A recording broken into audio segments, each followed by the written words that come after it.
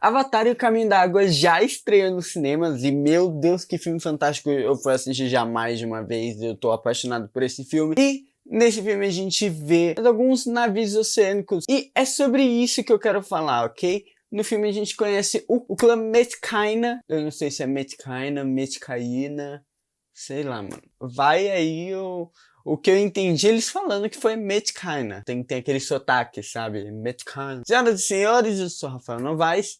Seja bem-vindo a mais um vídeo. E vamos falar desse clã que eu tô doido pra falar deles. Eles são fodas demais. Os Metkainas, eles são um clã navi oceânicos que vivem sobre os recifes de Pandora. O Olo'eiktan, ou o líder desse clã, é o Tonowari e a Tsarik Ronal. E você não sabe, eu já tô começando a falar outra língua. Olo'eiktan significa literalmente líder, é o chefe, e Tsarik é como se fosse uma líder espiritual. E por isso ela também é quem vai cuidar das pessoas da vila. Bom, os Metkainas eles estão em várias regiões, ok? Eles estão divididos em vários lugares. Existem várias vilas que fazem parte desse clã, mas tem uma vila principal que é onde fica tanto o Olo'eiktan quanto a Tsarik, que é a vila de Awa-Atlo. Mano, olha esses nomes. Como todos os outros navios, esse clã, eles fazem uso do habitat, da natureza, eles são extremamente ligados com a natureza, só que, diferente dos Omatikawa, o clã das árvores, aqui eles fazem ligações com a água, ao mesmo tempo que os Omatikawas têm aqueles cavalos com um monte de pernas gigantesco, aqui eles têm, por exemplo, os Ilu. E aí você me pergunta, como é que eles vivem nesse recife? Eles dormem na água? Não. Calma. Eles vivem ao longo da costa do oceano e as suas casas são maruis. Maruis é como se fosse um casulo, ok? Que é feito nas raízes de uma árvore, que é muito semelhante às árvores de manguezais e essas coisas. Essas casas elas ficam penduradas em cima da água, o que dá um fácil acesso para eles entrarem na água caso precisem. Então, acontecer alguma coisa, você precisa pular na água, chamar seu Ilu, mano, já tá aqui em casa, você já pula já. E essas aldeias, elas são protegidas por paredões. Esses paredões existem na vida real, alguns lugares têm, e eles usam esses paredões exatamente para proteger a vila, como se fosse um escudo da vila, impedindo que as ondas mais fortes cheguem lá e façam algum estrago. Sem contar que esses paredões, às vezes, eles ficam numa área mais funda, o que dá um fácil acesso pra galera ir pescar, porque ficam lá no paredão, joga a vara e pesca do fundo mesmo. As aldeias Metkayina, elas existem há milhares de anos.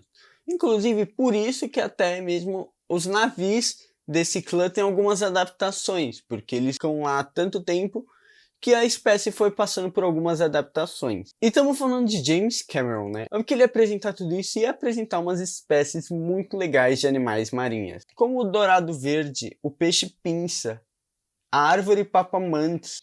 E assim como os Omaticais tinham aquela árvore gigantesca dos espíritos, a gente tem a Enseada dos Ancestrais, que é uma área muito sagrada para os Metkainas e é onde fica a árvore dos espíritos deles.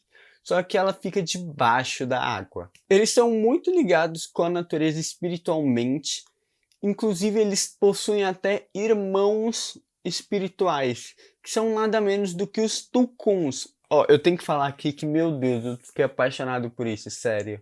Nossa, o pai é Nossa, eu fiquei tão apaixonado por esses animais, juro, juro. Eu queria um pra mim, velho. Os Tulkuns, eles são criaturas sencientes, eles são muito inteligentes, que possuem matemática, filosofia, um dialeto bem complexo que inclusive ele usa para se comunicar com os navios oceânicos, e eles são bem semelhantes a baleias. Pra gente falar assim bem rudimentarmente, são semelhantes às baleias aqui da Terra. E cada membro possui um Tulkun como irmã ou irmão espiritual. Bom, além dos Tulkuns, eles ainda têm a amizade com os Ilus, né? Eles domesticaram alguns Ilus. E também os guerreiros e os caçadores mais habilidosos, eles domesticam um Tsuraki. Inclusive, domar um Tsuraki é como se fosse um rito de passagem para a idade adulta.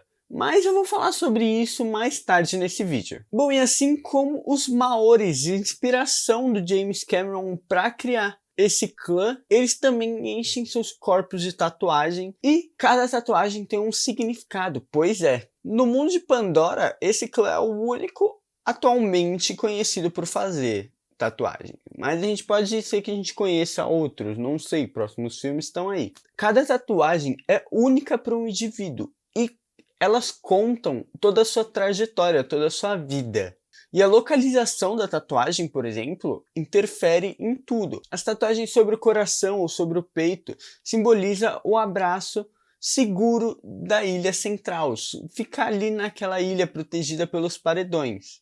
Enquanto os braços significam exatamente isso, os paredões, o escudo que protege a ilha central. Como se aqui fossem os paredões e aqui fosse a ilha. E os caçadores que passam muito mais tempo aqui nos paredões porque eles precisam sair para caçar ou para proteger a vila caso tenha alguma invasão, eles possuem os seus braços mais tatuagens exatamente porque representa os paredões desse escudo protetor da ilha.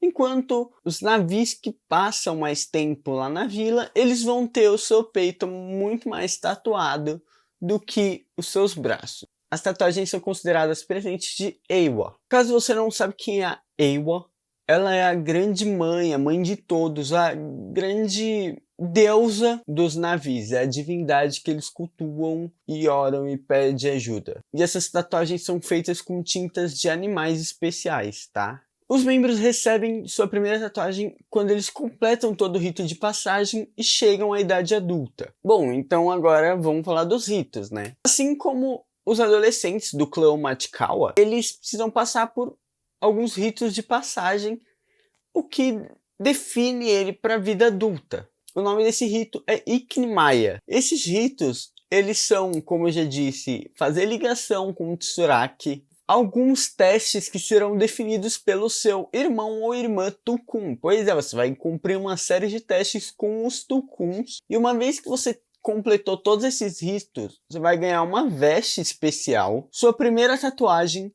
e 3 contas para o seu cordão musical. Os Metkainas, eles possuem várias diferenças com os Omatikawa, são navios diferentes, a gente pode ver até mesmo pela cor. E por isso mesmo que eu quero deixar um vídeo só para falar disso, ok? Então eu vou pular. Eu não vou falar muito das suas diferenças corporais nesse vídeo, mas fica ligado porque esse vídeo vai sair, tipo, sei lá, logo depois desse. Então, se inscreve aqui no canal, dá um like pra você me ajudar, pra eu saber que vocês querem mais conteúdo de Avatar, né? Ativa o sininho, que aí assim, quando eu lançar esse vídeo falando das diferenças entre os dois tipos de navio, você já vai ser avisado, você já vai saber, e aí é só você ir lá e assistir. E eu prometo que esse vídeo não vai demorar para sair, ok? Eu vou lançar esse e eu já vou começar a editar o outro, falando das diferenças, e o outro vai ser até que um vídeo rapidinho. Então, não se preocupem, ok? Uma curiosidade é que por ele ser inspirado em Maoris, eles foram justamente interpretados por Maoris no elenco. Então os atores, atrizes que fazem os personagens, eles são Maoris também. Assim fica muito mais fácil para o James Cameron incorporar toda a cultura indígena da Nova Zelândia nos costumes e tradições desse clã. Inclusive, eles criaram até mesmo um haka. O haka basicamente é uma dança que é usada como proteção para afugentar maus espíritos, energias negativas e proteger o indivíduo ou um povo, mas ela também pode ser usada para demonstrar paixão e até mesmo intimidação, intimidar um inimigo, ou se não, pode ser usada até mesmo como boas-vindas a uma tribo, por exemplo. O haka tem várias utilidades, ok? E eu acho muito legal, inclusive no filme a gente pode ver alguns elementos de haka no momento mais ou menos onde Jake Sully tá ali tentando impedir o pessoal de lutar.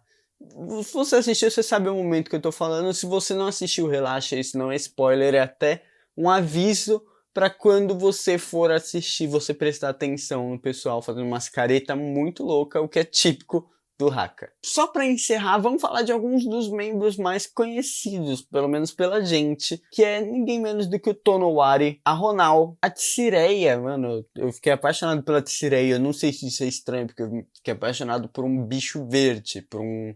Verde não, mano, azul. Fiquei apaixonado por um alienígena azul, o Aonung e o Roxto. Roxto, sei lá, é muito difícil esse nome. Pode ver que é diferentão, né? Bom, e se você ficou até aqui, muito obrigado por terem assistido. Não se esqueçam de clicar em gostei, de se inscrever aqui, caso você não tenha feito isso. Eu vou deixar aqui no primeiro comentário fixado o link das minhas redes sociais, então vai seguindo lá, você vai saber quando sai vídeo novo, quando não sai, até acompanhar um pouquinho da minha vida. Bom, sendo assim, muito obrigado, valeu, falou!